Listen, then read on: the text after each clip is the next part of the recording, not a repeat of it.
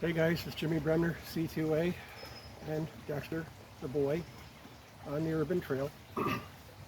And last time I talked about eye pro and how to look after your eyes when you're going through the bush. One of the reasons I wanted to cover that off is because I had to look it up. A friend of mine's really good at identifying trees and that type of thing.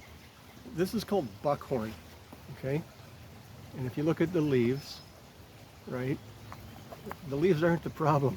The problem is it grows these spikes on it, and they're razor sharp, and they get up to about 3 inches long.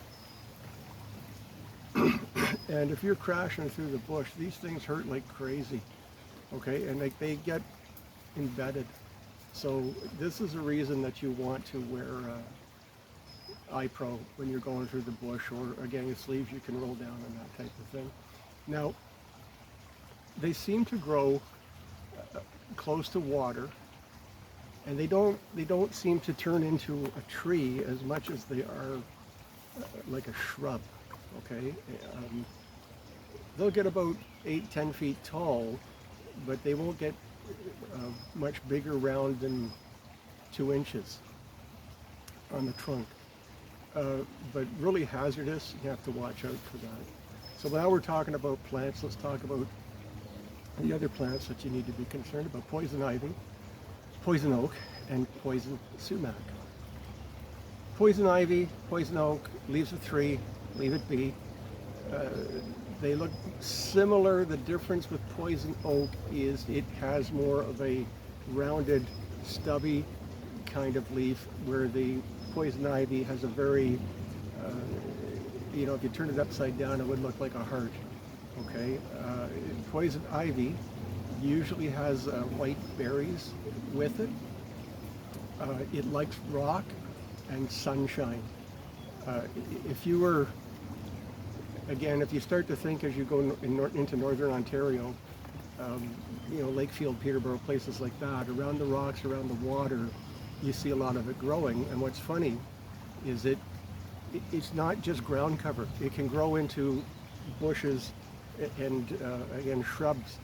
And you could be grabbing onto it thinking like, well, poison ivy's ground cover. Well, you're going to get fooled, and you'll know soon enough. Poison sumac. Okay, so this is not poison sumac, but a sumac. This is what sumac looks like. Okay, it turns very, very red in the summer and has these cones of berries on it.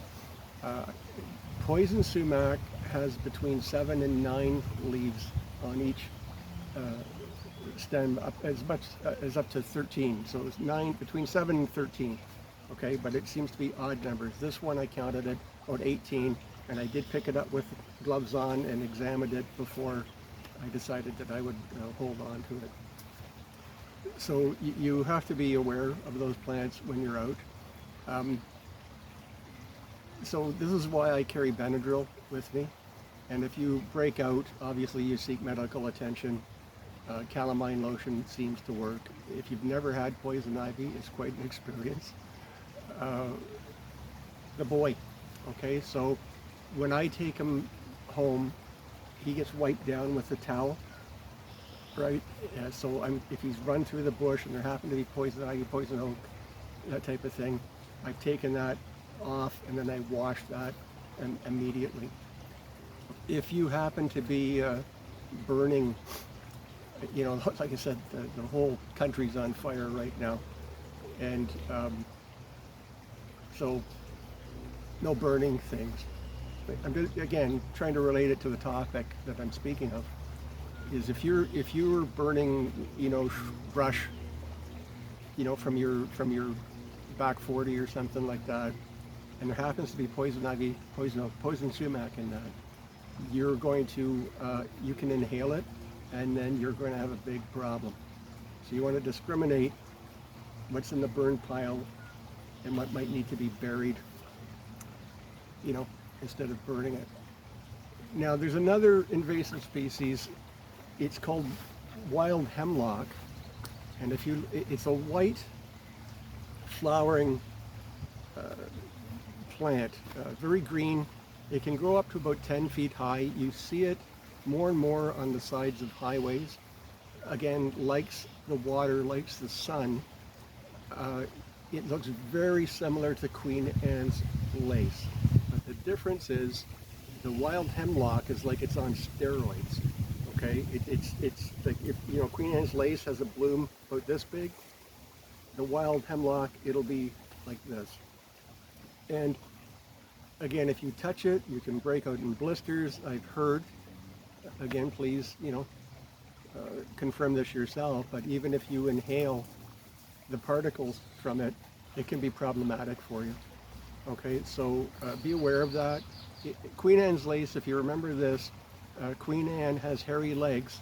If you look at the stem of Queen Anne's lace, it has little hairs and sort of thorns on it, and you know that that's safe. Okay, it's also a wild carrot, wild parsnip, some people call it.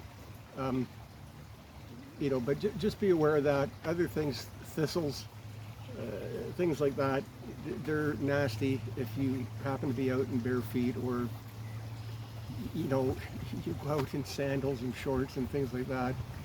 Again, there's more to be aware of than just the sun, okay, and protecting yourself from the sun and that type of thing. When you're in the bush or you break into the bush, all these other issues come about. So just be safe when you're doing things. Like I say, I always have Benadryl with me. Red ants, that's another problem. If you happen to disturb a nest of red ants, and they get on you and they start biting, you're going to need some Benadryl in a hurry. Okay, so with that said, this coming Thursday, I'm at a place called Modus Fire Rescue in Beamsville, Ontario, which is just between St. Catharines and Hamilton, off the Queen Elizabeth Way. And we're going to look at a lot of exciting breaching tools. Back in the day, I was a master breacher, and we never had trouble with the big things. We always had trouble with the small things, and Modus specializes in tools to help you and overcome obstacles, those small, annoying things that actually you do every day in law enforcement. And it's going to make your life a whole lot easier. So my next video, I'll be coming to you from Modus Fire Rescue in Beamsville, and we'll look at all the tools, we'll demonstrate how they work. As I said, it's Jimmy Bremner, and come up here, buddy. Come up here. Over here. Dexter the boy on the urban trail. CTOA, Jimmy Bremner. I'm out.